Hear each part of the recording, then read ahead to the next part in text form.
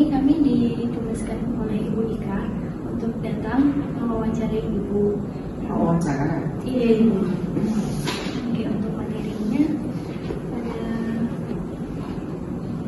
etika dalam pelayanan kebidanan, terus kewajiban bidan terhadap klien dan masyarakat, lalu kewajiban bidan terhadap tugasnya, terus kewajiban bidan terhadap sejawat dan tenaga kesehatan lainnya. Untuk perkenalan dari teman-teman.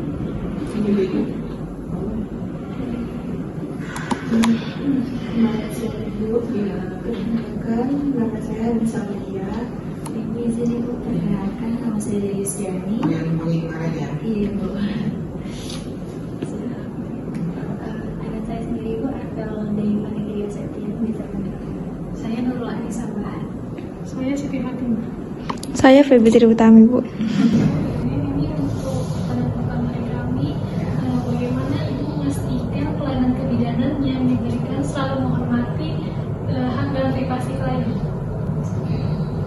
Yang pertama, kita tahu etika itu sendiri, bukan etika kan ya? Etika seorang bidan, terutama karena memang bidan semua ya terhadap ruang lingkup praktik kebidanan, gitu ya. Jadi bagaimana kita memastikan kita harus apa ya, dari awal kita harus tahu dulu etika itu apa saja. Gitu ya. Jadi adik-adik semua mungkin sudah dapat dari kampus, sudah dapat dari dosennya, ya, dari kuliah kita. Jadi itu adalah satu nilai utama ya, yang menjadikan patokan untuk kita melakukan sesuatu, untuk kita berikan baik perorangan maupun ya. Jadi etika itu juga tentang yang baik, yang buruk, benar, salah, ya. Jadi kemudian dalam praktek kebidanan itu harus meliputi kebidanan, kemudian persalinan, komunitas, ya. Dan kita harus lakukan, kita memastikan bahwa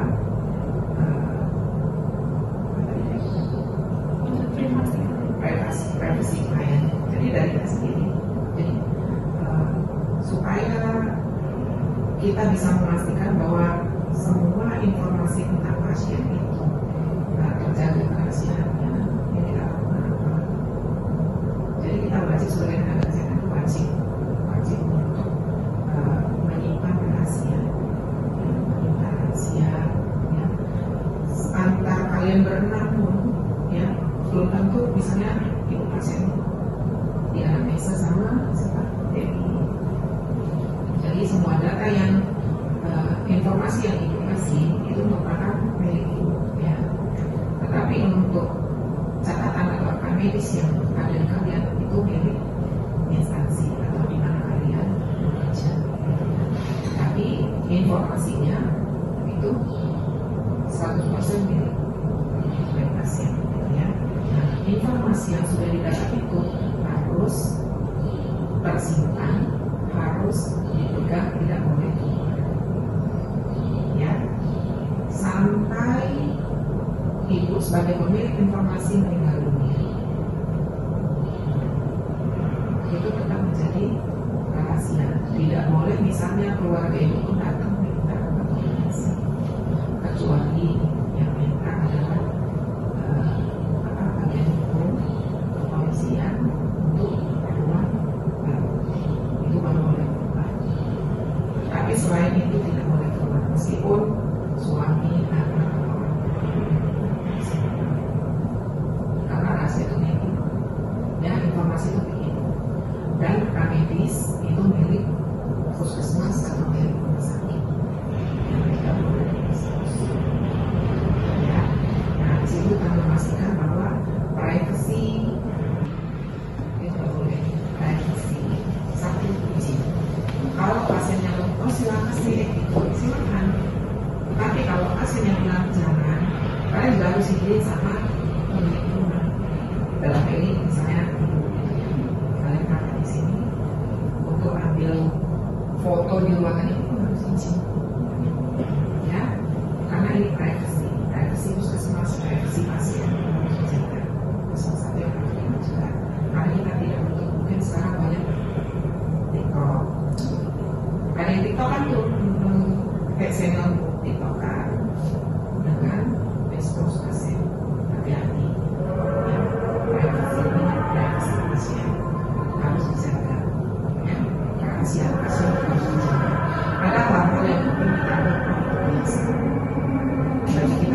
yang biasa bagian jadi tidak sama-sama ya.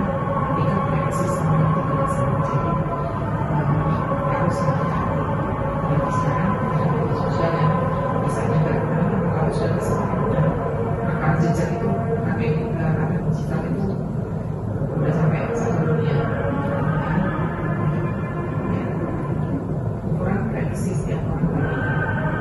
Jadi jangan samakan yang prediksi tetapi yang prediksi orang prediksi jadi harus hati-hati ya.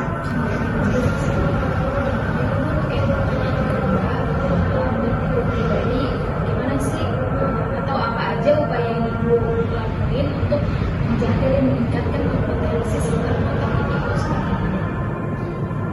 Jadi meskipun kita sudah bekerja kita tetap belajar. Ya, seperti ibu. Nungguin kalian itu ibu belajar. Ya kan mungkin kan ibu ya ada lah mungkin kan. Tapi meskipun kita sudah melewati proses kalian belajar gitu kan, kita sudah pernah dapat belajar dari ibu. Tapi dalam menghadapi itu kita bisa sama-sama siapin semuanya belajar terus belajar. Ya, apalagi kalian sebagai mahasiswa turun kan itu harus apa ya? Ibu harap nanti ketika kalian turun praktek harus sudah siap pelurunya, siapkan senjatanya. Pelurunya ilmu tentang ANC, PNC, IGNC, ya, gitu. Kemudian apa yang harus kalian pelajari, apa yang harus kalian lakukan ketika ada isi, apa yang harus kalian lakukan ketika ada persalinan, apa yang kalian lakukan ketika ada pemeriksaan bebas atau pemeriksaan baru. Jangan datang ke sini nggak tahu urut-urutannya farmasi misalnya ada, padahal itu dasarnya. Jadi kita juga sebagai ibu ya, sebagai orang yang sudah bekerja, kita harus belajar. Kalau nggak belajar ya itu berbeda. Gitu.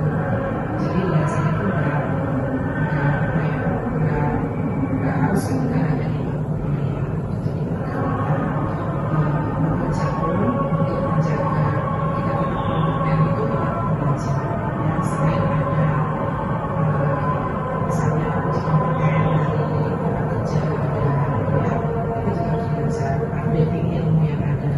Jadi jangan pernah malu untuk bertanya, jangan pernah malu untuk sharing, ya, sharing. Meskipun seperti ibu sendiri, misalnya ada mahasiswa praktek, oke, dia kan belajarnya sekarang, mungkin ilmu kita ada perbedaan ininya, karena ilmu kita kan update terus, ya nggak mau ibu kita. Tapi kalau untuk masalah praktek, maaf, kalau untuk sharing sama mahasiswa, sekarang kita untuk tahu oh sama, oh ada perbedaan saya. Jadi kuncinya belajar, dia tetap mengasah rajin. Pertanyaan selanjutnya Ibu, mungkin misal jika terjadi perbedaan pendapat antara ibu dan sejawat dalam penanganan pasien, bagaimana cara ibu? Oke, ketika terjadi kesamaan atau perbedaan pendapat dalam melakukan tindakan, jadi yang paling penting adalah selesaikan dulu pekerjaan. Ketika selesai pekerjaan, ya, jangan di depan pasien atau di depan keluarga pasien. Ya, harus kita selesaikan secara baik. Ya, kita komunikasikan ya kesalahpahaman itu gimana. Ya, jadi kita harus juga punya punya dasar, ya, dasar untuk mempertahankan pendapat kita. Jangan kita hanya berselisih paham, sementara kita nggak tahu. Misalnya ini penyuntikan vitamin K misalnya, mungkin ada yang tahu, ada yang tidak. Nah, ini pernah kejadian masalahnya. Penyuntikan vitamin K di paha kiri, ya di paha kiri. sudah disuntik, ya, namun yang satu bilang, kok pakai kiri sih? Itu salah. Di depan pasien dan di depan keluarga. Kalau kalian yang kalian lakukan apa? Langsung bantah atau bagaimana? Iya.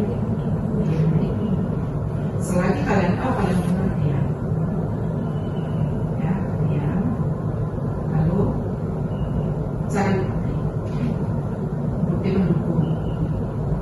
Yang pertama harus dilakukan adalah buktikan dulu ke keluarga pasien apa tindakan yang kalian lakukan benar.